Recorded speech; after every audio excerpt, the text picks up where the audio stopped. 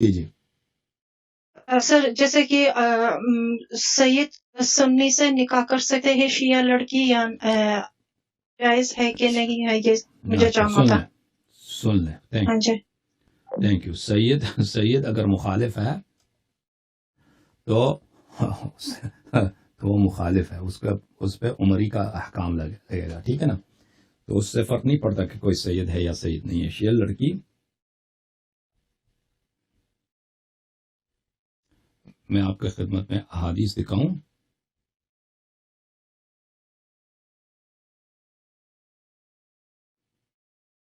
شیعہ لڑکی کے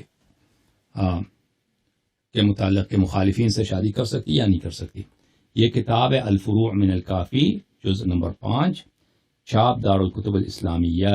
یہاں پہ مناکحت النصاب والشکاک، صفحہ نمبر 348 میں ملاحظہ فرمائیے. ابی عبداللہ علیہ السلام نے فرمایا تزوجوا فی الشکاک ولا تزوجوہم. جو لوگ امامت کو نہیں مانتے، امامت کے معاملے میں ان کو شک ہے. ایک قوم ہے ناصبی عورت کے ساتھ شادی نہیں کر سکتے، ناصبی مرد کے ساتھ شادی نہیں کر سکتے. اب نواسب کو چھوڑ دیں، وہ لوگ جو امامت کے مسئلے میں ان کو زیادہ پتہ نہیں ہے، شک کرتے ہیں، ٹھیک ہے نا، کہتے ہیں ہو سکتا ہے ابو بکر امام ہو سکتا ہے علی علیہ السلام امام ہو، ہمیں نہیں معلوم. فرمایا کہ ان سے لڑکی آپ لے سکتے ہیں. کوئی اگر اس طرح کی مخالف فرقے کی لڑکی ہے، عورت ہے، اس کے ساتھ آپ شادی کر سکتے ہیں. ولا تزوجوہم، لیکن ان کو اپنی بیٹیاں شادی نہ کرائیں. لأن المرأة تأخذ من أدب زوجها ويقارها على دينه، کیونکہ عورت اپنی دین کس سے لیتی ہے؟ اپنے شوہر سے لیتی ہے، اور شوہر اس کو منع بھی کر سکتی ہے، اس کو مجبور بھی کر سکتی ہے کہ اپنا مذہب چینج کرو. کتنے لوگ ہیں انڈیا میں مسلمان عورتوں نے ہندوؤں سے شادی کیا اور بعد میں ہندو بن گئی ہیں، بہت زیادہ، ٹھیک ہے نا. اور اسی طرح شیعہ لڑکیوں نے کس سے شادی کیا؟ جماعت مخالفین سے شادی کیا، پر ان کو مخالف بنا دیا. وہ ہاتھ باندھ کے نماز پڑھنے پہ ان کو مجبور کیے ہوئے ان کے شوہروں نے. پھر روایت ملاحظہ فرمائیے، امام جعفر صادق علیہ السلام نے فرمایا تزوجوا فی الشکاک ولا تزوجوہم فإن المرأة تأخذ من أدب زوجها ويقرها على دینه. وہی حدیث دوسرے سند کے ساتھ. فضیل ابن یسار کہتے ہیں قلت لأبی عبداللہ علیہ السلام ان لامرأتی اختا عارفة على رأینا وليس على رأینا بالبصرة الا قلیل فأزوجها ممن لا يرى رأیها. میری جو وائف ہے، میں نے امام جعفر صادق علیہ السلام کی خدمت میں عرض کی، میری وائف کی بہن ہے، میری سالی، وہ شیعہ ہے. بصرہ میں شیعہ لوگ بہت کم ہیں، کیا میں اس کی شادی کر سکتا ہوں غیر شیعہ سے؟ تو امام جعفر صادق علیہ السلام نے فرمایا لا ولا نعمت ولا کرامہ، نہیں، یہ کوئی اچھی بات نہیں ہے، بہت ہی بری بات ہے کہ آپ ان کی شادی کس سے کرا دیں؟ مخالفین سے کرا دیں. انسان بہتر ہے کواری رہے، اس سے برے لائف پارٹنر کے ساتھ اس کی شادی ہو جائے. سمجھ میں آ رہی نا بات آپ کو؟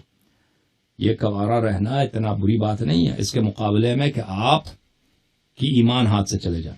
اور اس سے فرق نہیں پڑتا کہ وہ مخالف سید ہے. مخالف اگر سید ہے تو وہ امام جعفر صادق علیہ السلام کی حدیث آپ نے بھی نہیں دیکھی کہ معیار حق و باطل کا امامت ہے، اور جو شخص امامت کو نہیں مانتا وہ زندیق ہے، چاہے وہ علوی بھی ہو فاطمی بھی ہو، ٹھیک ہے نا.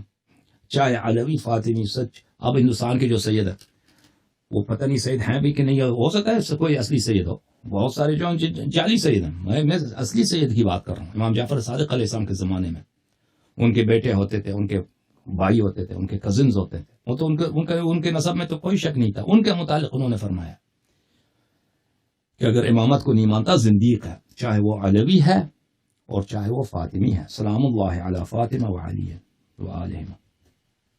ان اللہ عز وجل یقول، اللہ تعالیٰ فرماتے ہیں فلا ترجعوهن الى الكفار لا هن حل لهم ولا هم يحلون لهن. اپنی عورتوں کو کافروں کے حوالے نہ کرو، اپنے عورتوں کو کافروں کے حوالے نہ کرو. وہ آپ کی عورتیں ان کے لیے حلال نہیں ہیں، وہ آپ کے عورتوں کے لیے حلال نہیں ہیں. سمجھ میں آئی بات آپ کو؟ تو اب مخالف اگر سید ہے تو وہ باطل پر ہے، اس سے آپ شادی نہ کریں. شادی کن سے کرنی ہے؟